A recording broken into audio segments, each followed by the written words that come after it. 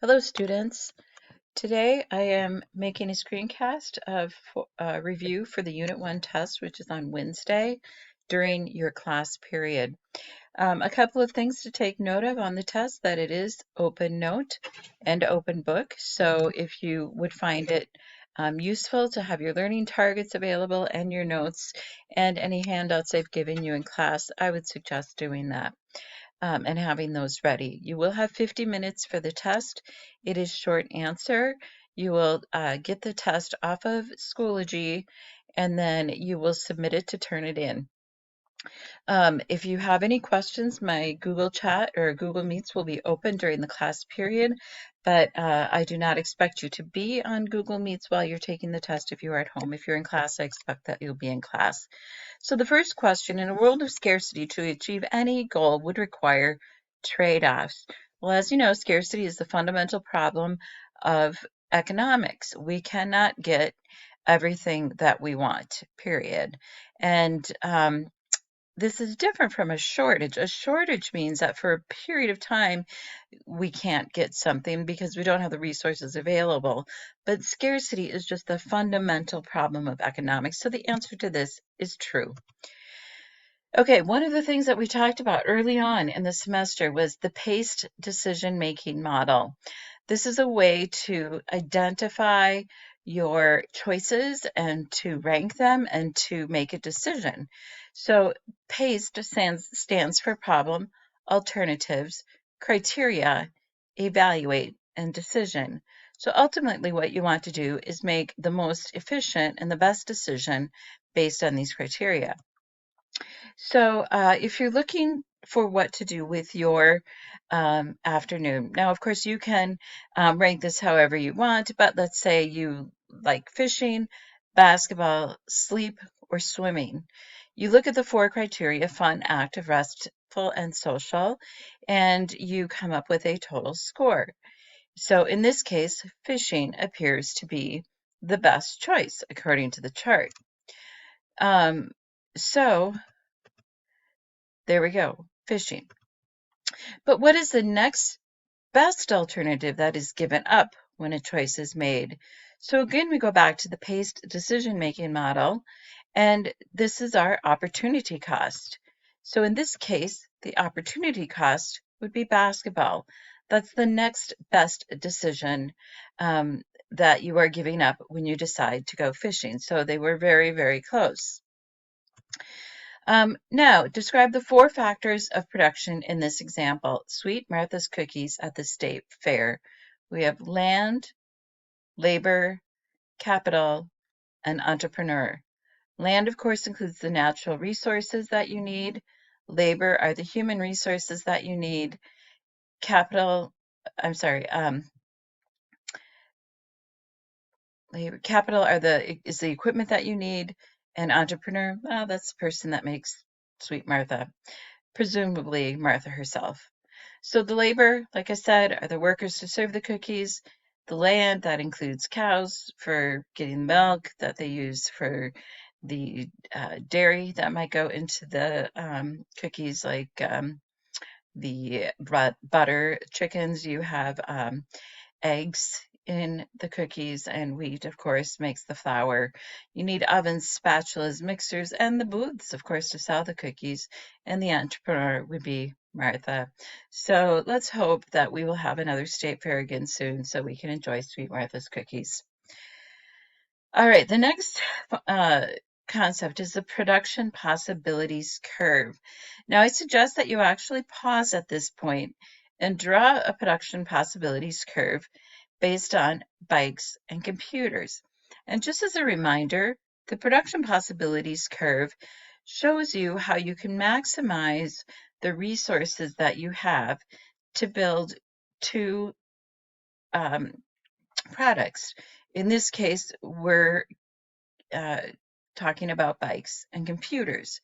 So just make a small graph and put these units down and see what the curve looks like. So take a pause and do that. All right, so if we look at the chart that we had on the previous slide, if we had 14 bikes, we had 0 computers. Whereas if we have 8 computers, we have 0 bikes. So we have 5 points along the continuum. And points, what do points A, B, C, D, and E represent? And then we also have F and G, and we'll talk about that in a second. So everything along that line is efficient. It means that we're using the maximum amount of resources that we have, and we are producing efficiently. So even if we move from point B to point C, we're still maximally efficient. We're just choosing to make more computers than bikes at that point. Now, how does it illustrate trade-offs? Trade-offs A to B, B to C, etc. When you choose one point, you give up all the other points. So when you go to 2 computers, you lose 2 bikes. That's just the trade-off that you make when you choose to make that decision on the production possibilities frontier. Now, how does it illustrate opportunity cost? What is the opportunity cost to go from point A to point E? So at A, you're producing 14 bikes and 0 computers. At E, you're producing 8 bikes, or 8 computers rather, and 0 bikes. So the opportunity cost to go from A to E is actually 14 bikes. How does point G represent scarcity? We talked about this a number of times in class. And if you're trying to produce something outside of the production possibilities frontier, we called that what? Unattainable. It represents scarcity because we do not have the resources necessary to produce at that level. So either call this impossible or unattainable given the current resources. Now let's move to point F. F actually represents inefficiency. You are not using enough of the resources that you have, and therefore you are being inefficient in your production. So what does this picture represent? As we talked about in class, this is a simplified picture of the production possibilities frontier, the circular flow of the economy. So we have households on the one hand, those are individuals, and we have businesses. Up here we have the factor market, also known as the resource market, labor, land, capital, and entrepreneurship. Down here, we have the final goods and services. On the inside line, we talk about the flow of resources. On the outside line here, or the circle that's going counterclockwise, we're looking at the flow of money. So the circular flow of an economy is well represented by this diagram, and I recommend that you review your own model of this in your learning targets. So what is a decision that a business could make that would affect households? Think about that for a second. Well, they could make new products or they could hire workers.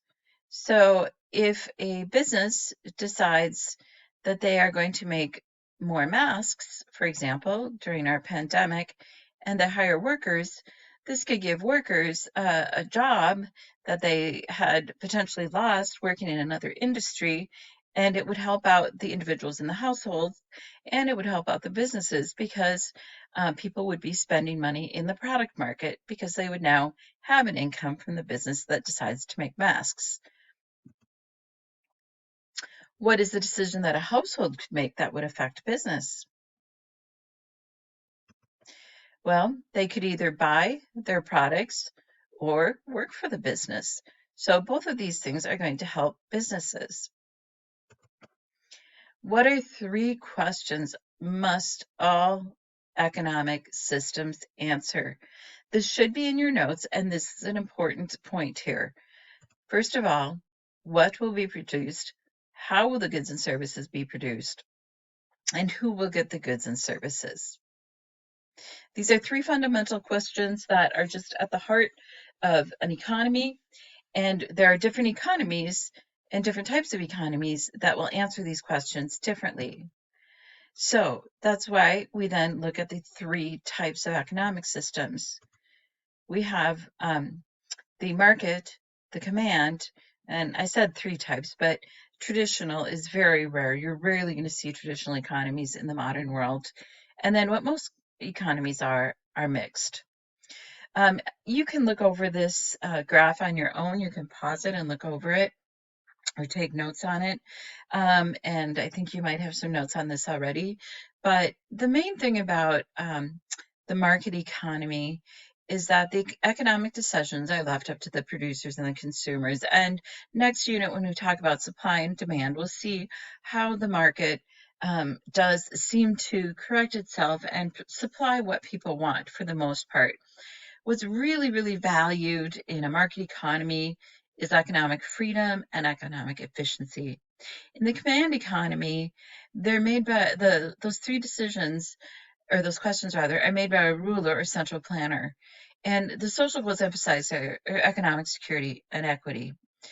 In a traditional economy, this is just based on customs and tradition. And again, you'll find very, very few traditional economies left in the world, maybe in some tribal areas of the Amazon or in the Sahel region of Africa, but very few people live in a traditional economy. And these are just based on economic stability and security. And in a mixed, which it depends on the country, the social goals that are emphasized, but most economies, including the US, have a variety of market and command characteristics. The United States, for the most part, is a market economy. However, the government does play a role in production and consumption. It plays a role in certain price controls, in environmental controls, and it has some social welfare programs like Social Security disability income, unemployment income, Social Security income for retired adults, Medicare for people who can't afford mental health care. So while we are not as mixed as some other countries are, we do have some elements of a mixed economy. So if you have any other questions, please email me today. Otherwise, I think that if you have done the learning targets, you've kept up with the notes, and if you've read the textbook, that you should be well prepared for the exam tomorrow. One thing that I would caution you about is not spending too much time on one thing and making sure that you continue to move forward and keep track of the time, because the test will close at the end of the class period. As I said, if you have any other questions, please email me or request a Google Meets appointment. Take care and have a great night. Thank you.